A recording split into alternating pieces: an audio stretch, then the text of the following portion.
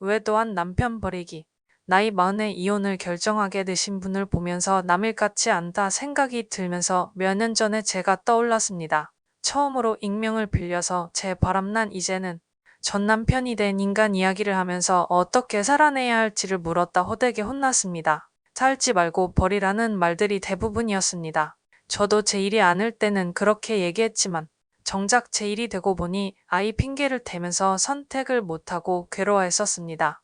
2020년 전 남편의 외도가 있었고 2021년 제가 그 사실을 알았을 때는 이미 1년 정도의 외도 기간이 지속되고 상간녀와 결혼을 약속하고 동거 중이었습니다.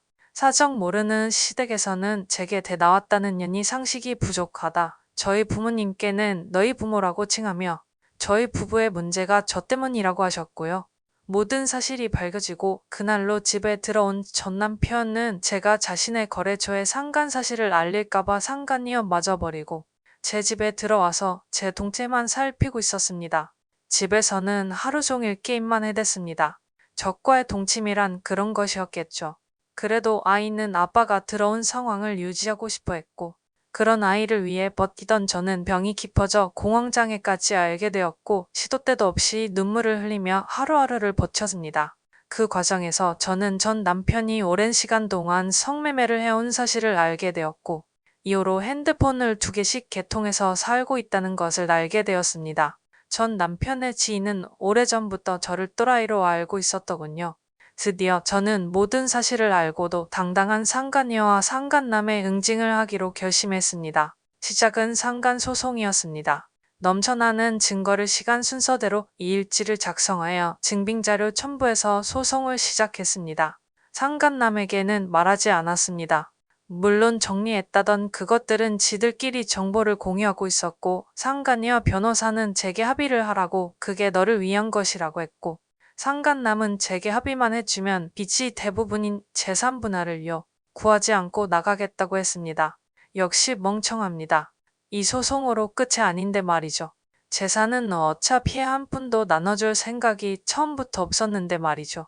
끈질긴 합의요. 청을 거부하고 결국 판결문을 받아냈습니다. 상간녀가 상간을 했다는 법원의 확인이었죠. 다음은 상간남 응징이었습니다. 빈 몸으로 나가라고 했습니다. 집값의 반이 넘는 빚을 제가 떠안고 상간남이 빈몸으로 나간다면 나도 더 이상 네 거래처에 너의 과거를 알리지 않겠다고 했습니다. 물론 그 과정에서 상간남에게 온갖 욕을 먹었습니다.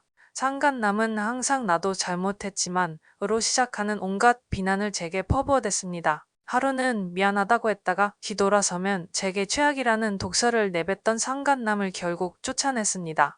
공동명의였던 집의 명의를 가져오면서 증여세를 상간소송을 통해서 받은 손해배상금으로 냈습니다.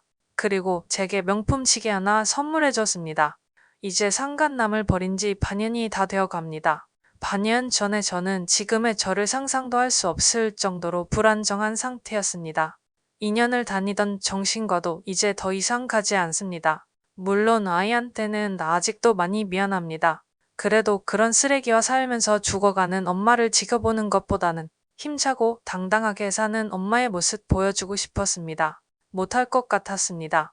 아이가 눈에 밟혔고 내 아이에게 한부모 가정과 사회의 편견을 주고 싶지 않았습니다. 그런데 이제는 아이에게 말합니다. 엄마는 행복하게 사는 게 인생의 목표였고 그 삶을 살기 위해서 최선을 다했어. 네가 힘든 것만큼 엄마도 이 상황을 받아들이기 힘들어. 그런데 엄마 잘못이 아니야? 엄마는 살려고 정말 노력했어. 그래도 안 되는 건 안 되는 거더라. 엄마가 더 힘차게 살게. 우리 둘이 행복해지자. 저는 아직은 행복하다고 말할 정도의 상태는 아닙니다. 그러나 제게는 괜찮은 월급을 주는 직장이 있고 저를 걱정하는 제 친구들과 지인이 있고 제 부모님이 계시니 오늘도 용기 내서 하루를 살아갑니다. 물론 마음속으로는 여전히 상간남녀가 길을 가다 벼락에 맞아서 고통스럽게 죽어가길 바라고 있습니다. 할 수 있을까? 두려웠던 시기가 지나고 선택을 하니 또 사라집니다. 올해는 아이와 단둘이 해외여행도 다녀오려고 합니다. 아니다. 기품은 자신을 위해서 무엇이 진정한 길인지 꼭 되돌아보세요.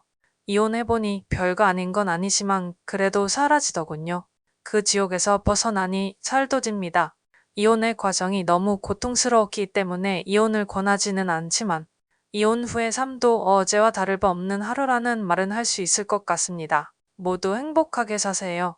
우리는 겨우 우주의 먼지일 뿐인데 너무 고민하지 말고 조금은 가볍게 살아도 될 것 같습니다. 저와 비슷한 상황의 모두를 응원합니다.